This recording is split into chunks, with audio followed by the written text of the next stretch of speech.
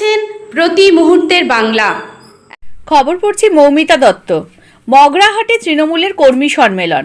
সামনে বিধানসভাকে পাখির চোখ হিসেবে দেখে দক্ষিণ 24 পরগনা মগরাহাট 2 নম্বর ব্লকে তৃণমূল কংগ্রেসের বিশাল জনসভার আয়োজন করা হয়।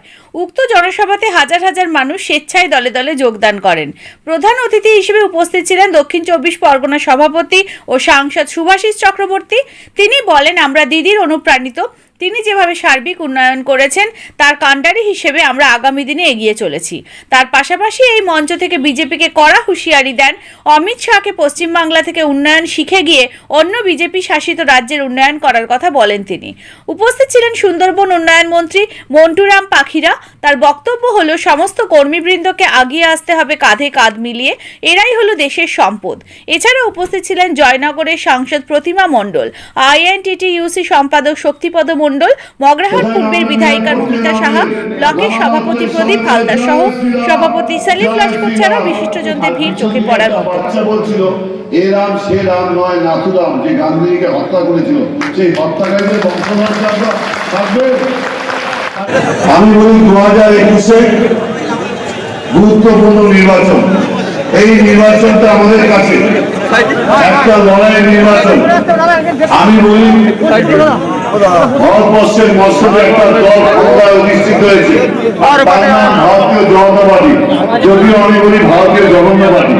এই পার্টিটা ক্ষমতায় আসার পর ভারতবর্ষের কি সামাজিক, কি রাজনৈতিক, কি অর্থনৈতিক, কি শিক্ষা, কি প্রযুক্তি, কি বিজ্ঞান, সর্বক্ষেত্রে আমরা পিছিয়ে যাচ্ছি।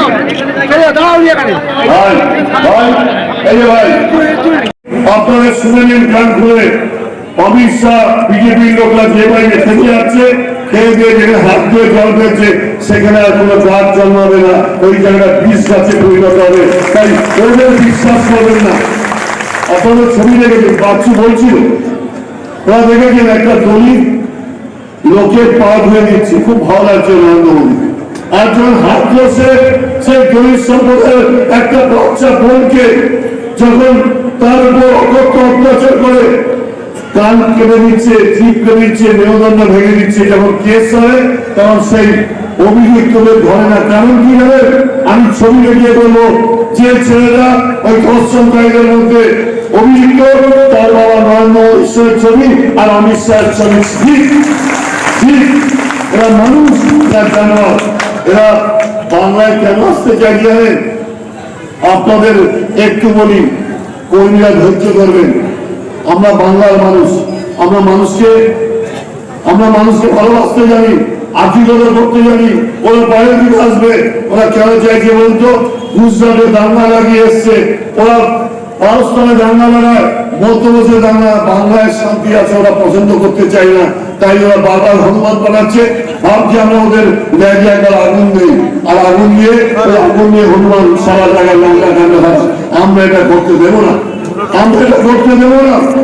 আমি নির্বাচন কমিশন নামে মাত্র, দেশের নির্বাচন কমিশন নামে মাত্র, তার কোনো মূল্য থাকবে না। এ রাজ্যে ভোট পরিচালনা করবে অমিত শাহ, নরেন্দ্র মোদী। এটা আপনাদের মাথায় রাখা দরকার। যারা দেশের সংবিধানকে যারা ভূলুণ্ঠিত করেছে, যারা দেশের সমস্ত ধর্মনিরপেক্ষতাকে ভূলুণ্ঠিত করেছে, যারা দেশের ধর্মনিরপেক্ষতা, সার্বভৌমত্ব সমস্ত কিছুকে মাথায় নিয়ে, সংবিধানকে মাথায় নিয়ে এদেশের ক্ষমতায় আসার পর সম্পূর্ণভাবে তারা বৃদ্ধাঙ্গুষ্ঠ দেখিয়েছে। আপনাদের মনে রাখা দরকার, ভারতবর্ষের যুক্তরাষ্ট্রীয় কাঠামোকে ভেঙে ধর্ষণ করে দিয়েছে। গোটা দেশটা আজকের জাতীয় নিরাপত্তায়, আজকের জাতীয়তায় সমস্ত নিরাপত্তা আজকের বিঘ্নিত হয়েছে। সম্প্রদায়ের